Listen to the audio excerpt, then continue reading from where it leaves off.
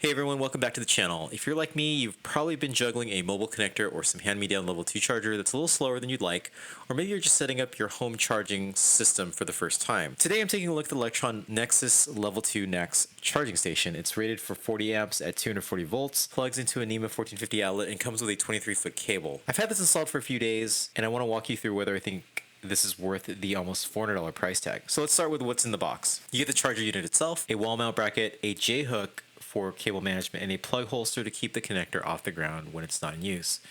My first impression holding this thing was that it's a very robust unit, has a very beefy cable. The connector itself is the NACS plug, so if you got a Tesla or any newer NACS native EV, this is going to plug in directly with no adapter. On paper, this thing is rated at the IP66 standard, which means it's built to handle rain, snow, dust, and general outdoor abuse.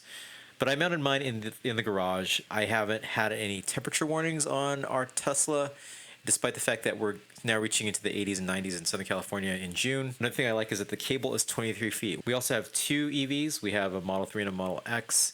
So being able to extend out the cable to charge the Model X, which is typically parked further away from the charging station, is definitely a nice benefit. The included J-hook and plug holster are a nice touch for cable management, something that I never really had despite owning EVs for almost 8 years now. This is a plug-in unit. It's not hardwired, although Lectron does make a hardwired version of this product. It uses a standard NEMA 1450 outlet, which is the same one that a lot of RVs and electric ranges use.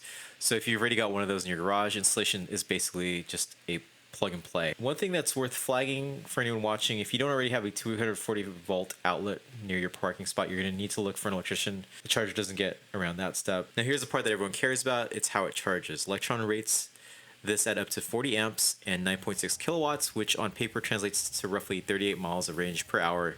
And in my testing, that's what I was seeing. Our mobile connector would only charge up to 32 amps, so there's definitely a speed improvement from the mobile connector that we previously relied on. Regarding safety, which is probably the most important part to me, is that this unit, it carries UL 2594, 2231, 2251, and 817 certifications, as well as an ETL listing, and it's also FCC and Energy Star certified. But in practical terms, that means it's been independently tested for things like overcurrent, overheating, ground fault, and voltage fault protection.